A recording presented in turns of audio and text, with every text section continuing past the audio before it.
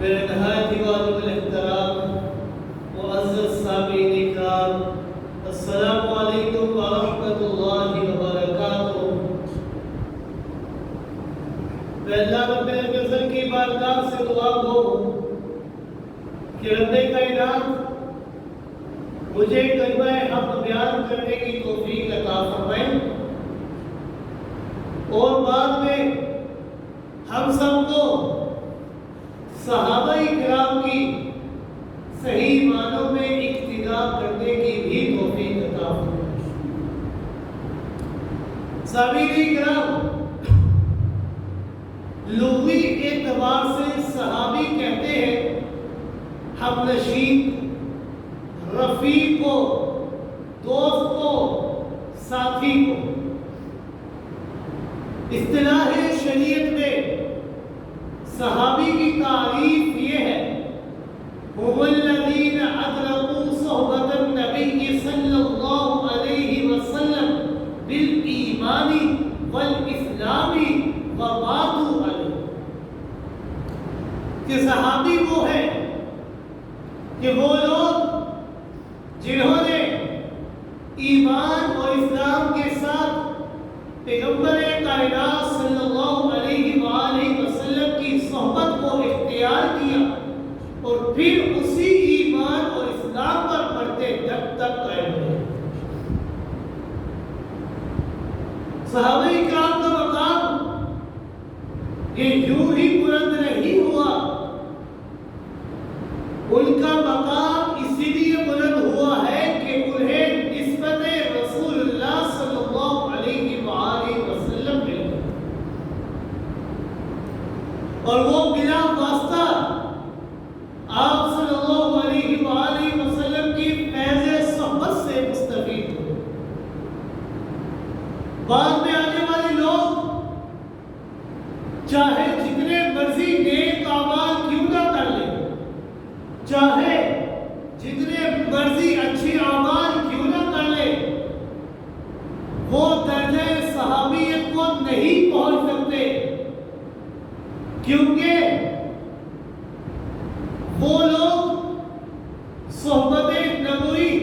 صلی اللہ علیہ وآلہ وسلم سے محروم ہو چکے۔ جس طرح نبوت کا دروازہ وہ ہمیشہ ہمیشہ کے لیے بند ہو چکا ہے، اسی طرح صحابیت کا دروازہ بھی بند ہو چکا ہے۔ بعد میں آنے والے لوگ وہ محنت کر کے عالم بن سکتے ہیں، مفتی بن سکتے ہیں، قاضی بن سکتے ہیں، متقی اور پرہیزگار بن سکتے ہیں، فقیہ اور مجتہد بن سکتے ہیں، حتیٰ کہ وہ ولی اللہ بھی بن سکتے ہیں، لیکن وہ صحابی کی کرتے راہ کا مقابلہ بھی نہیں کر سکتے۔ وجہ کیا ہے؟ وجہ یہ ہے کہ تم وہ آنکھ کہاں سے لاؤ گے کہ جس نے جمال محمد کا دیدار کیا؟ تم وہ کان کہاں سے لاؤ گے کہ جو کلمات نبوی سے مستفید ہوئے ہیں؟ تم وہ ہونٹ کہاں سے لاؤ گے جنہوں نے مہر نبوت کے بوسے لیے؟ تم وہ ہاتھ کہاں سے لاؤ گے جو سید الکونین کے ہاتھوں سے بس ہوئے ہیں، جنہیں شرف مصافحہ مل گیا؟ تم وہ دل کہاں سے لاؤ گے جو تعلیمات نبوی سے زندہ ہوئے؟ تم وہ ایڑی کہاں سے لاؤ گے جس ایڑی پر محمد رسول اللہ صلی اللہ علیہ وآلہ وسلم نے اپنا لعاب لگایا؟ وہ آنکھ کہاں سے لاؤ گے جو لعاب نبوی سے مستفید ہوگی اور صحت یاب ہوگی؟ تم وہ اخلاق کہاں سے لاؤ گے جو آئینہ محمدی کو سامنے رکھ کر سنوارے جاتے تھے؟ تم وہ اعمال کہاں سے لاؤ گے جو پیمانہ نبوت سے ناپ ناپ کر ادا کیے جاتے تھے؟ تم وہ نماز کہاں سے لے کر جاؤ گے، کہاں سے لاؤ گے جو امام الانبیاء کی ابتدا میں ادا کی گئی ہے؟ تم وہ محفل مجلس کہاں سے لاؤ گے جن محفلوں اور مجلسوں میں جن میں جبریل امین آیا کرتے تھے، تم ایمان میں، اخلاص میں، تقویٰ میں اور پرہیزگاری اختیار کر کے آسمان کی بلندیوں تک پہنچ سکتے ہو، آسمان کی بلندیوں کو چھو سکتے ہو، لیکن صحابہ کی خام کے پاک کا مقابلہ نہیں کر سکتے۔ صحابہ ایک کوئی عام ہستیاں نہیں ہے، یہ بڑی بلند والا ہستی ہے، یہ ایسی بلند والا ہستیاں ہے۔ پیغمبر کائنات صلی اللہ علیہ وآلہ وسلم نے فرمایا، لا تمسوا النار مسلما رعانی ورعا من رعانی، کہ جس مومن نے مجھے دیکھ لیا ہے جہنم کی آگ اس کو چھو نہیں سکتی، اور جس نے ان کو دیکھ لیا کہ جنہوں نے مجھے دیکھا تھا جہنم کی آگ ان کو بھی چھو نہیں سکتی۔ مطلب یہ ہے صحابہ اکرام جنہوں نے ایمان کی حالت میں رسول اللہ کا دیدار کیا ہے، جہنم کی آگ انہیں کچھ نہیں سے کہہ سکتی، اور تابعین جنہوں نے صحابہ اکرام کا دیدار کیا ہے ایمان کی حالت میں، جہنم کی آگ انہیں بھی کچھ نہیں کہہ سکتی، جنت ان دونوں پر واجب کر دی گئی۔ حدیث شریف میں آتا ہے، حضرت عبداللہ بن مسعود رضی اللہ تعالیٰ فرماتے ہیں، ان اللہ تعالیٰ فی قلوب العباد فوجد قلب محمد صلی اللہ علیہ وسلم خیر قلوب العباد فاصطفاہ وبعثہ برسالته، کہ اللہ رب العزت نے تمام لوگوں کے دلوں کے اندر نظر ڈالی، تمام لوگوں کے دلوں پر نظر ڈالی، تو جناب محمد رسول اللہ صلی اللہ علیہ وآلہ وسلم کا دل تمام بندوں کے دلوں سے بہتر پایا، تو انہیں چن لیا اور رسالت کے منصب پر فائز کر دیا۔ ثم نظر فی قلوب العباد بعد قلب محمد صلی اللہ علیہ وآلہ وسلم، پھر اللہ رب العزت نے آپ صلی اللہ علیہ وآلہ وسلم کے قلب اطہر پر نظر ڈالنے کے بعد دوبارہ سے لوگوں کے دلوں پر نظر ڈالی، فوجد قلوب اصحاب محمد صلی اللہ علیہ وسلم خیر قلوب العباد فجعلهم وزراء نبیہ یقاتلون علی دینہ، پھر اللہ رب العزت نے اصحاب محمد کے دلوں کو تمام لوگوں کے دلوں سے بہتر پایا۔ جب ان کے قلوب کو بہتر پایا تو اللہ نے انہیں خاتم النبیین پیغمبر کا وزیر بنا لیا، انہیں ان کا وزیر چن لیا، یقاتلون علی دینی، جو اللہ کے دین کی سربلندی اور سرفرازی کے لیے جہاد کیا کرتے۔ صحابہ اکرام یہ کوئی معمولی ہستیاں نہیں ہے، بڑی ہی بلند و بالا ہستیاں ہیں۔ مشہور تابعی ہے حضرت عبداللہ بن مبارک رحمہ اللہ، ان سے ایک موقع پر کسی نے سوال کیا کہ عبداللہ بن مبارک رحمہ اللہ، آپ ہمیں ذرا بتائیے کہ سید التابعین حضرت عمر بن عبدالعزیز رحمہ اللہ اور سیدنا معاویہ رضی اللہ تعالی عنہ ان میں سے افضل کون ہے؟ ایک تابعی ہے، ایک صحابی ہے۔ حضرت عبداللہ بن مبارک رحمہ اللہ نے جب یہ سوال سنا، سوال سن کر بڑے حیران، فرمانے لگے ٹھیک ہے، حضرت عمر بن عبدالعزیز رحمہ اللہ وہ سید التابعین ہے، وہ انتہائی عادل تھے، تتمہ خلافت راشدہ بھی تھے، لیکن وہ صحابی تو نہ تھے، وہ صحابی تو نہیں تھے۔ حضرت معاویہ رضی اللہ تعالی وہ صحابی ہے، تم نے ایک صحابی اور غیر صحابی کا موازنہ کیسے کر لیا ہے؟ ایک صحابی کے مقابلے میں سید التابعین کی کیا حیثیت ہو سکتی ہے؟ حضرت عبداللہ بن مبارک رحمہ اللہ نے فرمایا غبار داخل فی انف فرس معاذ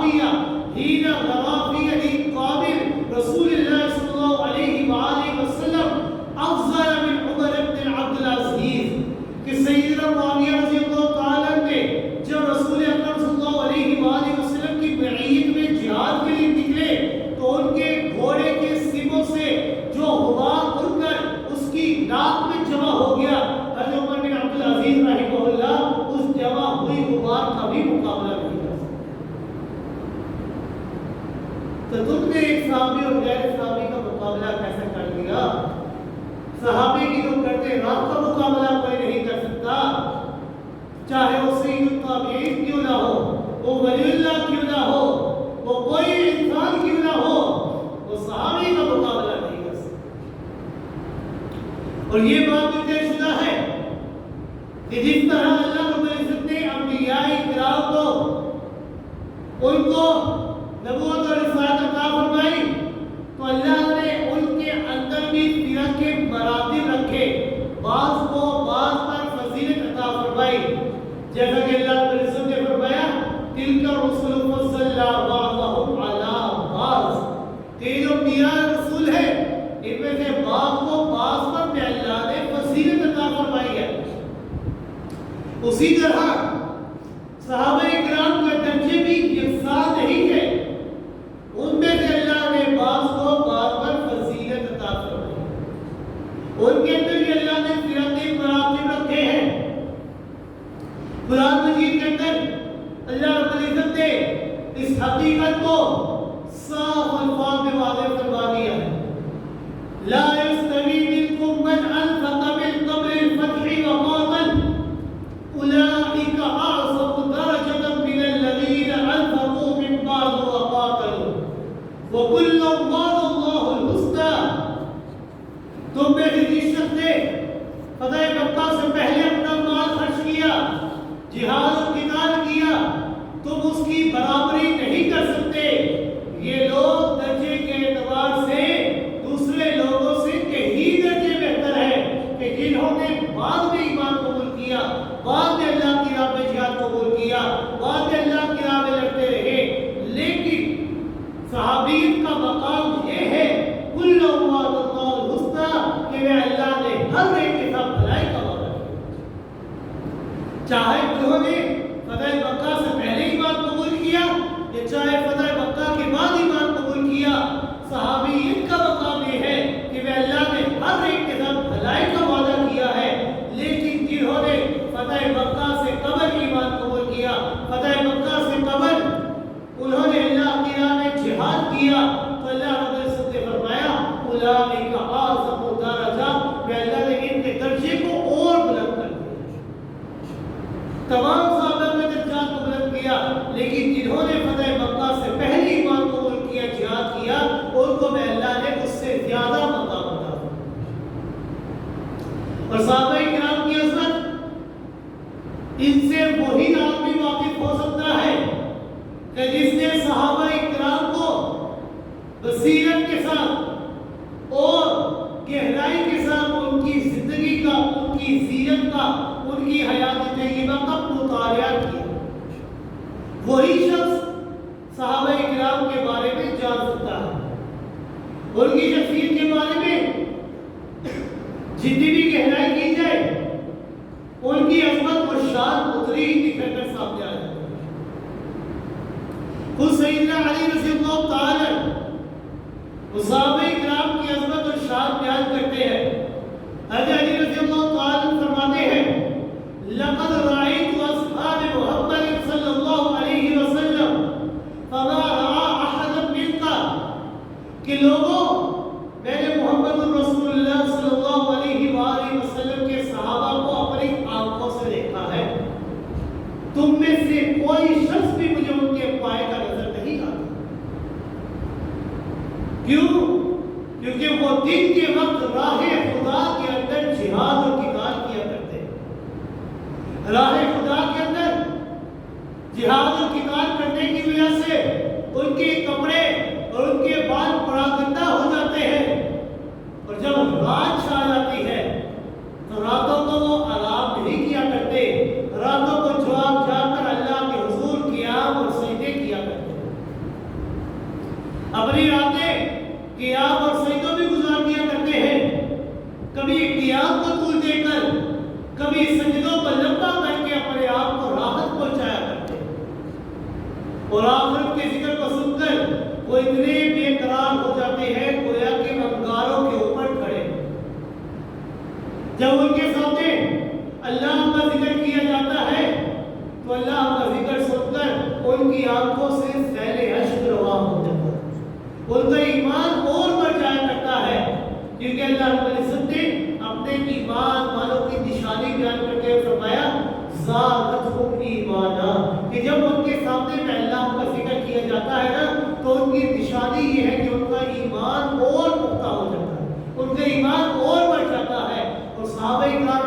سے جب اللہ کا ذکر کیا جاتا ہے تو ان کی آنکھوں سے سیل اشک روا ہو جاتا ہے، یہاں تک کہ ان کے رخسار اور ان کے داڑھی کے بال تر ہو جائے،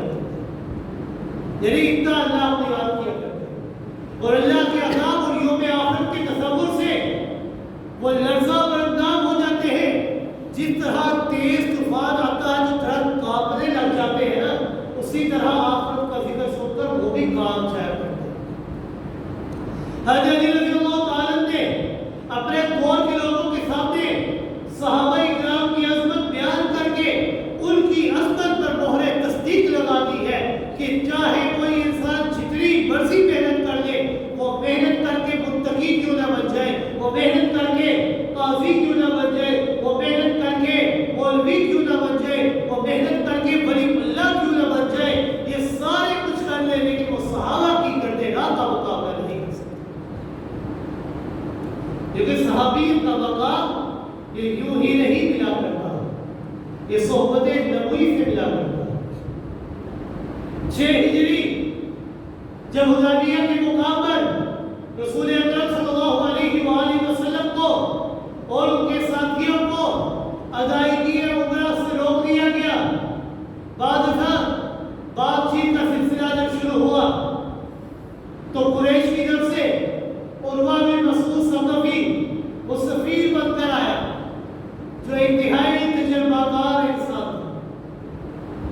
ابتدائی گفتگو کے اندر عروہ بن مسعود ثقفی رسول اکرم صلی اللہ علیہ وآلہ وسلم سے کہنے لگا کہ رسول اکرم صلی اللہ علیہ وآلہ وسلم، یہ جو آپ کے ساتھی ہے نا، صحابی ہے، یہ کوئی خاندانی لوگ نہیں ہیں، یہ تو گھٹیا اور خودغرض قسم کے لوگ ہیں، آپ ان کے بلبوتے پر قریش کی مخالفت بول لے رہے ہیں، یہ لوگ تو وقت آنے پر آپ کو تنہا چھوڑ دیں، آپ کو چھوڑ کر بھاگ جائیں گے، آپ ان کی وجہ سے قریش کی مخالفت بول نہ لیں۔ عروہ بن مسعود ثقفی یہ بات کر رہا تھا، لیکن ساتھ ہی ساتھ گوشہ چشم سے صحابہ اکرام کی آپ صلی اللہ علیہ وآلہ وسلم کی عقیدت اور احترام کے مناظر بھی دیکھ رہا ہے۔ اس نے جب صحابہ اکرام کی رسول اکرم صلی اللہ علیہ وآلہ وسلم سے محبت اور عقیدت کے نظارے دیکھے تو عروہ بن مسعود ثقفی اپنی قوم کے پاس گیا تو اپنی رائے بدل کر گیا، اپنی قوم کے پاس گیا، جا کر کہنے لگا، یا قوم واللہ لقد وفقت علی الملوک ووفقت علی قیصر و کسریٰ والنجاشی، اللہ کی قسم میں بہت سے بادشاہوں کے پاس سفیر بن کر گیا ہوں، میں قیصر و کسریٰ کے درباروں میں سفیر بن کر گیا ہوں، میں نجاشی کے پاس سفیر بن کر گیا ہوں، لیکن میں نے اتنا احترام، اتنی عزت کسی بادشاہ کی نہیں دیکھی جتنا احترام اصحاب محمد اپنے نبی کا کیا۔ وہ آپ کی مجلس کے اندر اس طرح احترام سے بیٹھتے ہیں کانما علی رؤوسہم الطیور، کہ گویا کہ ان کے سروں کے اوپر پرندے بیٹھے ہیں۔ جس طرح اگر کسی کے وجود کے اوپر پرندہ بیٹھے تو ہلتا نہیں کہ کہیں پرندہ اٹھ نہ جائے، اڑ نہ جائے، تو صحابہ اکرام رسول اکرم کی مجلس کے اندر اس طرح بیٹھے ہیں کہ ایک جگہ بالکل ہلتے بھی نہیں، بالکل دوزان و آرام سے ادب کے ساتھ بیٹھے۔ وَإِذَا تَكَلَّمَ خَفِضُوا أَصْوَاتَهُمْ عِندَهُ، اور جب رسول اکرم صلی اللہ علیہ وآلہ وسلم سے بات کریں تو اپنی آوازوں کو پست کر دیا کرتے ہیں۔ وَمَا يَحِدُّونَ النَّظْرَ إِلَيْهِ تَعْظِيمًا، اور اپنی نظروں کو عزت کی وجہ سے، ادب و احترام کی وجہ سے اپنی نگاہوں کو بھی نیچے کر دیا کرتے ہیں۔ كَانُوا يَقُولُونَ عَلَى رُعُوسِهِمْ عَلَى وُضُوعِهِ، وہ آپ کے وضو کے بچے ہوئے پانی پر اس طرح ٹوٹ پڑتے ہیں گویا کہ باہم نہ پڑے تھے، اور اگر آپ کے وجود اقدس سے کوئی بال کا ٹکڑا بھی ٹوٹ کر نیچے گرے تو وہ بھی اس کو اپنے ہاتھوں سے اٹھاتے لگ جایا کرتے ہیں۔ وَاللَّهِ لَقَدْ رَأَيْتُ قَوْمًا لَا يُسْلِمُونَهُ لِشَيْءٍ عَبَدًا، اللہ کی قسم یہ لوگ ایسے لوگ ہیں کہ جو اپنے نبی کا ساتھ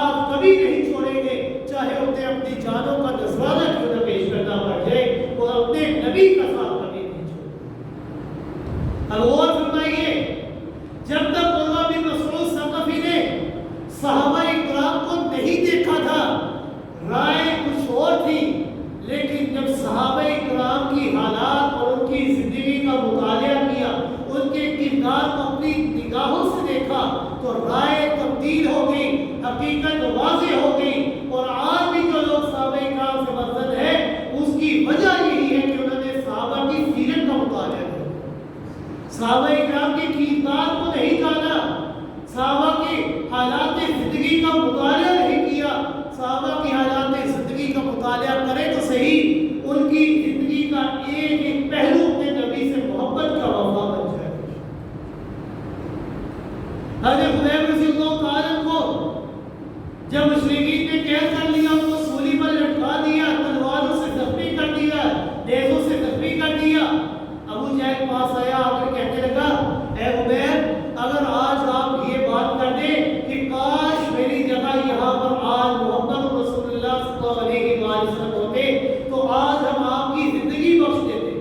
آپ کو زندگی عطا کر دیتے، آپ کو معاف کر دیتے۔ حضرت عمیر زخموں سے چور چور ہے، بدن سے خون نکل رہا ہے، لیکن جب یہ بات سنی فوراً آپ کو بولا ہوگے اور آگے بڑھ کر کہنے لگے اے ابو جہل میں اپنی جان تو دے سکتا ہوں لیکن اپنے حبیب جناب محمد رسول اللہ کے قدموں پر ایک کانٹا بھی چھپ جائے تو مجھے یہ بات بھی گواہ کرنی ہے۔ یہ ان کی کردار ہے، یہ ان کی سیرت ہے کہ وہ اپنے نبی سے کتنی محبت کیا کرتے ہیں، بے پناہ محبت کیا کرتے تھے۔ اور قرآن مجید جو اللہ کی لاریب اور بے عیب کتاب ہے، یہ قرآن ہم تک 3 واسطوں کے سے ہمارے پاس آیا ہے۔ اگر ان 3 واسطوں میں سے کسی ایک واسطے کے اندر بھی شک آ جائے تو قرآن کی حقانیت کے اندر شک آ جائے۔ اس لیے اللہ رب العزت نے ان تینوں واسطوں کی صفاحت، عدالت، ان کی عظمت کی، ان کی فضیلت کی، ان کی گواہی اللہ نے خود عطا فرمائی۔ ان پر اعتراضات ہونے والے تمام اعتراضات کا جواب اللہ نے خود دیا۔ پہلا واسطہ کون سا ہے؟ پہلا واسطہ ہے حضرت جبریل امین، روح الامین، کہ اللہ رب العزت نے ان کے ذریعے قرآن مجید کو آپ صلی اللہ علیہ وآلہ وسلم کے قلب اطہر پر نازل کیا۔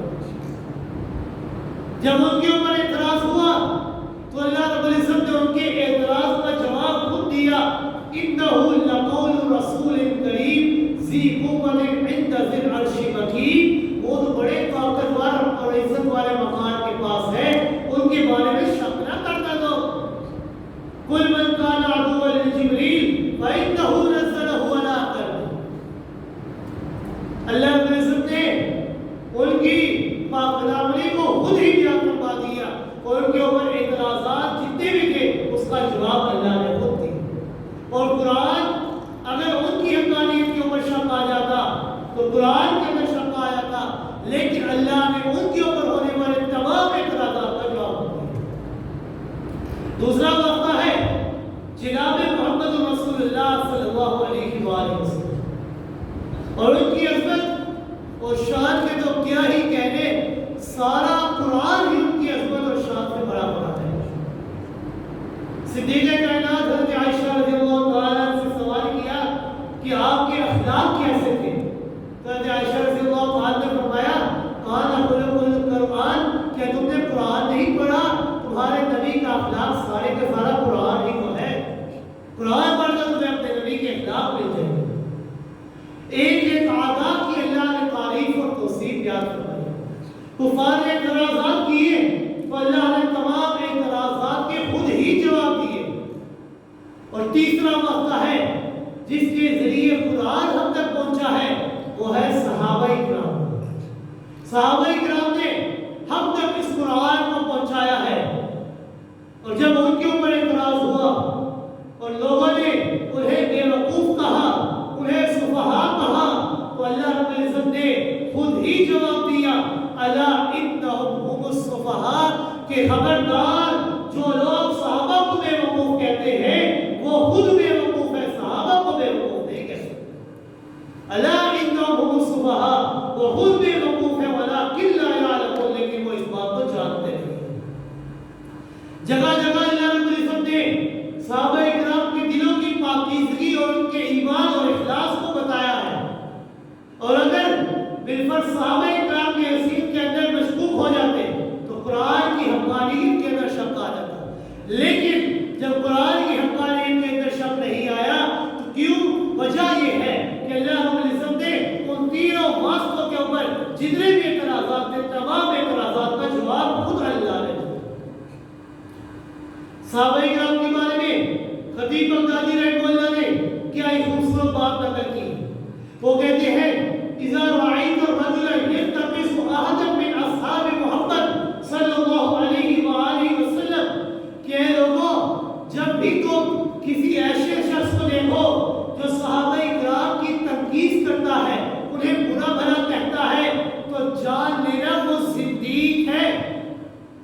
کیونکہ ہمارے نزدیک رسول اکرم صلی اللہ علیہ وآلہ وسلم پر نازل شدہ کتاب قرآن مجید بالکل حق ہے، اور ہمارے تک یہ قرآن مجید اور سنت نبوی یہ صحابہ کرام نے ہی پہنچائی ہے. اور یہ جو صدیق لوگ ہیں نا، ان کا مقصد یہ ہے کہ یہ گواہوں کو، صحابہ کرام کو مجروح کر کے در حقیقت ہمیں کتاب اللہ اور سنت نبوی سے دور کرنا چاہتے ہیں. لیکن جب بھی تم کسی ایسے شخص کو دیکھ لو تو وہ صدیق ہے، اور صدیق یہ دین اسلام سے خارج ہو جائے،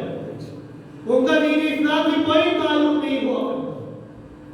کیونکہ صحابہ کرام یہ کوئی عام ہستیاں نہیں ہے، یہ ایسی ہستیاں ہیں کہ اللہ نے ایمان کو ان کے دلوں پر خود رکھ دیا. ان کے دلوں کے اندر اللہ نے خود ایمان کو پرویا ہے. اللہ نے فرمایا وَلَٰكِنَّ اللَّهَ حَبَّبَ إِلَيْكُمُ الْإِيمَانَ وَزَيَّنَهُ فِي قُلُوبِكُمْ وَكَرَّهَ إِلَيْكُمُ الْكُفْرَ وَالْفُسُوقَ وَالْعِصْيَانَ کہ اللہ تعالیٰ نے ان کو ایمان کو تمہارے لیے محبوب کر دیا ہے، اور اس کو تمہارے دلوں سے مزین کر دیا ہے، اور کفر اور گناہ اور نافرمانی کو ہمیشہ ہمیشہ کے لیے ان سے دور کر دیا. اور صحابہ کرام یہ ایسی ہستیاں ہیں کہ اللہ رب العزت نے ان کے دلوں کے اندر خود ایمان کو ڈالا. جب اللہ رب العزت نے ان کے دلوں کے اندر ایمان کو ڈالا ہے تو ان کے ایمان کے پھر کیا ہی کہتے ہیں، ان کے ایمان کے اندر بھی شک و شبہ کی گنجائش نہیں رہتی. پھر اللہ رب العزت نے ان کے دلوں کے اندر ایمان کو مزین کر کے صرف اسی بات پر اکتفا نہیں کیا، بلکہ اللہ رب العزت نے ان کے اندر سے تمام ہر قسم کی برائی، ہر قسم کا فحش، ہر قسم کا عصیان، ہر قسم کی نافرمانی کو ہمیشہ ہمیشہ کے لیے دور کر دیا. اور صحابہ کرام کو صرف مومن ہی نہیں بنایا، بلکہ صحابہ کرام کو معیار ایمان بنایا ہے ہمارے لیے. کہ لوگوں میں اللہ رب العزت نے صحابہ کرام کو تمہارے لیے ایک کمپلیٹ رول ماڈل بنایا ہے، تمہارے لیے ایک ماڈل، ایک نمونہ بنایا ہے. کسی صاحب ایمان کا ایمان اس وقت تک مکمل نہیں ہو سکتا جب تک وہ صحابہ کرام کے ایمان کے مطابق ایمان نہ لا سکتا. اللہ رب العزت نے قرآن مجید کے اندر فرمایا فَإِنْ آمَنُوا بِمِثْلِ مَا آمَنْتُمْ بِهِ فَقَدِ اهْتَدَوْا. اگر تم ایمان لانا چاہتے ہو، اگر تم واقعی دعوے دار ہو کہ ہم سچے اور پکے مومن ہیں، تو تمہیں صحابہ کی طرح کا ایمان لانا چاہیے. فَقَدِ اهْتَدَوْا، تب تم ایمان والے کہلاؤ، ورنہ تمہارا ایمان قابل قبول نہیں ہو سکتا. اور صحابہ کرام یہ ایسی ہستیاں ہیں کہ دنیا کے اندر ہی اللہ نے ان کے اوپر اپنی رضاؤں کے فیصلے کر دیے. اللہ رب العزت نے فرمایا والسابقون الاولون من المهاجرین والانصار والذین اتبعوهم بإحسان رضی اللہ عنہم ورضوا عنہ وأعد لهم جنات تجری تحتها الانہار خالدین فیہا ابدا. کہ اللہ رب العزت نے فرمایا کہ سب کرنے جانے والے لوگ مہاجرین میں سے، انصار میں سے، اور ان کے متبعین اور پیروکاروں میں سے رضی اللہ عنہم ورضوا عنہ، میں اللہ رب العزت ان سے راضی ہو گیا اور وہ میں اللہ سے راضی ہو گیا. وَأَعَدَّ لَهُمْ جَنَّاتٍ، اور میں اللہ نے ان کے لیے باغات تیار کر دیے ہیں. میں اللہ رب العزت نے ان کے لیے نہریں تیار کر دی ہے اور جنت تیار کی. اور جنت بھی کوئی عام نہیں، جنت بھی ایسی جنت تیار کی کہ جس کے اندر خالدین فیہا، وہ ہمیشہ ہمیشہ رہے. اس جنت سے وہ کبھی نہیں نکالے جائیں گے. اللہ رب العزت نے تین طبقے بیان فرمائے، مہاجرین کا، انصار کا، تابعین کا. تین طبقے بیان فرمائے. اللہ نے پھر تین انعام عطا فرمائے. رضی اللہ عنہم ورضوا عنہ، پہلا انعام میں اللہ ان سے راضی ہو گیا، وہ میں اللہ سے راضی ہو گئی. دوسرا انعام اللہ نے انہیں جنت عطا کر دی، جنت کی تمام نعمتیں عطا کر دی. اور تیسرا انعام کہ میں نے ان کو جنت ہی عطا کی، ایسے باغات، ایسے محلات عطا کیے جس کے اندر ان کا قیام بھی کوئی عارضی نہیں بلکہ ابدی قیام ہے، وہ ہمیشہ ہمیشہ اس میں رہے. یہ اللہ رب العزت نے فرمایا ذالک الفوز العظیم، اس سے بڑھ کر بڑی کامیابی اور کیا ہو سکتی ہے؟ اس سے بڑی کامیابی اور کوئی نہیں ہو سکتی۔ اللہ رب العزت نے صحابہ اکرام سے انسان کو چاہیے کہ محبت کرے، کیونکہ صحابہ اکرام یہ وہ ہستیاں ہیں کہ اللہ رب العزت نے ان کے ایمان کا امتحان خود اللہ نے کیا۔ ہم امتحان لیتے ہیں تو کسی کے دماغ کا لے لیں گے کہ کتنا تیز دماغ ہے، کتنا چلتا ہے، کسی کے پکڑ کا لے لیں گے کتنی مضبوط پکڑ ہے، کسی کی دوڑ کا لے لیں گے کتنا تیز دوڑتا ہے، لیکن صحابہ اکرام یہ وہ ہستیاں ہیں کہ ان کا امتحان خود اللہ نے لیا ہے۔ اور اللہ رب العزت نے نظر کا امتحان نہیں لیا، ہاتھوں کا امتحان نہیں لیا، اللہ نے پیروں کا امتحان نہیں لیا، اللہ نے امتحان لیا تو ان کے قلوب، ان کے دلوں کا لیا کہ اس کے اندر میں اللہ کی محبت اور تقویٰ کس قدر ہو۔ پھر جب اللہ رب العزت نے امتحان لیا اور امتحان کا نتیجہ کیا نکلا، اللہ رب العزت نے فرمایا اولئک الذین امتحن اللہ قلوبہم للتقویٰ، اللہ نے ان کے دلوں کا امتحان لیا تقویٰ کے لیے کہ ان کے دلوں کے اندر میں اللہ کی محبت کس قدر ہے۔ جب میں نے اللہ نے ان کا امتحان لیا اور وہ اس امتحان کے اندر کامیاب ہو گئے تو اللہ رب العزت نے فرمایا الزمہم کلمۃ التقویٰ، اللہ نے اپنی محبت کو ان کے دلوں کے اندر ہمیشہ ہمیشہ کے لیے لازم کر دیا۔ ان کے دل کبھی بھی اللہ کی محبت سے خالی نہیں رہتے، ہر وقت، ہر لحظہ، ہر آن ان کے دلوں کے اندر میں اللہ کی محبت رہا کرتے ہیں۔ اور آپ صلی اللہ علیہ وآلہ وسلم نے فرمایا اصحابی کالنجوم بأیہم اقتدیتم اہتدیتم، میرے تمام کے تمام صحابہ وہ ستاروں کی مانند ہے، بأیہم اقتدیتم اہتدیتم، ان میں سے جس کی بھی تم اقتدا کرو گے تو فلاح ہی پاؤ گے۔ مثال کی طرح آپ صلی اللہ علیہ وسلم نے فرمایا کہ ستاروں کے اندر اگرچہ تمہیں فرق کے مراتب نظر آئیں گے کہ کسی کی روشنی زیادہ ہے، کسی کی کم ہے، کوئی بڑا ہے، کوئی چھوٹا ہے، لیکن صحابہ یہ ایسے ستارہ ہے کہ سارے کے سارے یکساں ہے، جس کی بھی تم اقتدا کرو گے وہ سارے کے سارے تمہیں اللہ کی طرف ہی بلائیں گے، وہ تمہیں کہیں اور نہیں بلکہ اللہ کی طرف ہی لے کر جائیں گے۔ اس لیے آپ صلی اللہ علیہ وآلہ وسلم نے فرمایا لا تسبوا اصحابی، میرے صحابہ کو برا بھلا مت کہنا، فلو ان احدکم انفق مثل احد، اگر کوئی شخص تم میں سے احد پہاڑ جتنا سونا بھی کیوں نہ خرچ کر لے، ما بلغ مد احدہم ولا نصیفہ، تو تم میں سے کوئی شخص بھی صحابہ اکرام کی ایک مد کا بھی مقابلہ نہیں کر سکتا۔ اور پہاڑ یہ کوئی چھوٹا پہاڑ نہیں بلکہ 8 میل تک پھیلا ہوا ہے، تم میں سے کوئی شخص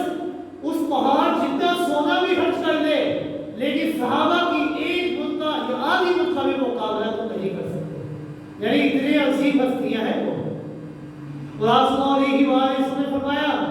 اللہ اللہ فی اصحابی لا تتخذوهم من بابه غرضا فمن احبهم فبحبه احبهم ومن ابغضهم فببغضه ابغضهم، کہ لوگوں ڈرنا اللہ سے، اس بارے میں کہ میرے صحابہ کے بارے میں اللہ سے ڈرتے رہنا، کیوں میرے بعد ان کو برا بھلا مت کہنا، ان کو نشانہ بنانا، کیونکہ جو ان سے محبت کرتا ہے وہ میں محمد رسول اللہ سے محبت کرتا ہے، جو ان سے بغض رکھتا ہے گویا کہ میں محمد رسول اللہ سے بغض رکھتا ہے، گویا کہ رسول اکرم صلی اللہ علیہ وآلہ وسلم کی محبت کا معیار صحابہ اکرام کی محبت ہے۔ اگر صحابہ کی محبت دلوں میں ہے تو رسول اکرم کی محبت بھی ہے، اگر صحابہ سے بغض ہے، صحابہ کو تکلیف پہنچائی گئی تو گویا کہ رسول اکرم صلی اللہ علیہ وآلہ وسلم کو تکلیف پہنچائی گئی۔ اور آپ صلی اللہ علیہ وآلہ وسلم نے فرمایا اذا رأيتم الذين يسبون اصحابي فقولوا لعنة الله على شركهم، کہ جب بھی تم کسی ایسے شخص کو دیکھو جو صحابہ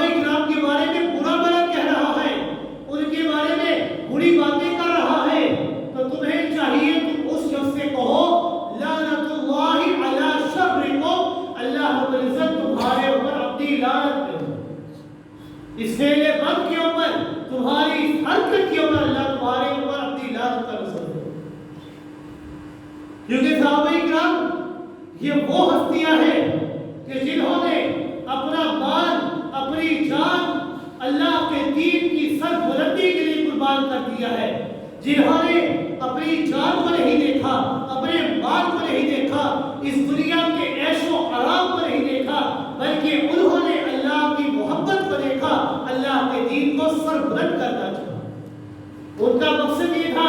کہ کسی طرح اللہ ہم سے راضی ہو جائے۔ انہوں نے اللہ کو راضی کرنا چاہا تھا۔ جتنے بھی صحابہ تھے، تمام صحابہ کا مقصد یہ تھا کہ ہمارا مقصد یہ ہے کہ اللہ ہم سے راضی ہو جائے۔ اللہ سے اتنی محبت کی کہ اللہ نے دنیا کے اندر اس کے اوپر اپنی رضاؤں کے فیصلے کر دیے ہیں۔ رضی اللہ عنہم ورضوا عنہ، میں اللہ ان سے راضی ہو گیا ہوں، میں اللہ سے راضی ہوں۔ اور اس دنیا کے اندر صحابہ کرام ہیں وہ کہ جن کے اوپر اللہ رب العزت نے اس دنیا کے اندر ہی جنت کا فیصلے فرما دیے، اپنی رضاؤں کے فیصلے فرما دیے ہیں۔ کل قیامت کے دن جب لوگ جنت کے اندر جائیں گے تو جنت کے اندر جانے کے بعد اللہ رب العزت اپنی آخری نعمت جو جنتیوں کو عطا کریں گے، اللہ رب العزت فرمائیں گے کہ اب میں اللہ ہمیشہ ہمیشہ کے لیے تم سے راضی ہو چکا ہوں، تمہارے اندر کبھی موت نہیں آئے گی۔ لیکن صحابہ کرام یہ وہ ہستیاں ہیں کہ دنیا کے اندر ہی اللہ رب العزت نے ان کے اوپر اپنی رضاؤں کے فیصلے کر دیے۔ رضی اللہ عنہم ورضوا عنہ، میں اللہ تم سے راضی ہو گیا اور وہ میں اللہ سے راضی ہو گیا۔ صحابہ کرام کوئی عام ہستیاں نہیں ہیں، انہوں نے اپنا جان مال ہر چیز اللہ کی راہ میں قربان کر دیا ہے، چاہے بدر کا میدان ہو، احد کا میدان ہو، تبوک کا میدان ہو، خندق کا میدان ہو، کوئی بھی موقع ہو، صحابہ کرام میں سے کسی ایک صحابی نے بھی کسی موقع کے اندر بھی اپنے قدموں کو اللہ کی راہ سے پیچھے نہیں ہٹایا، بلکہ ایک قدم آگے بڑھ جایا کرتے تھے ہر وقت کہ کہیں سے ہمیں موقع ملے ہم اللہ کی راہ میں اپنی جانوں کا نذرانہ پیش کریں۔ اور ان کے بارے میں اگر کوئی بری بڑی بات کہے تو اس شخص کے اوپر اللہ کی لعنتوں کا نزول ہوتا ہے۔ اور اس بات پر ہمیں اللہ کا شکر ادا کرنا چاہیے کہ الحمدللہ پاکستان کے اندر بھی ناموس صحابہ کا قانون پاس ہو چکا ہے کہ اب کوئی انسان بھی اگر صحابہ کرام کی شان کے اندر گستاخی کرتا ہے، ان کا برا بھلا کہتا ہے، تو وہ شخص دائرہ اسلام کے اندر سے ہی ہمیشہ ہمیشہ کے لیے۔ تو اس بات پر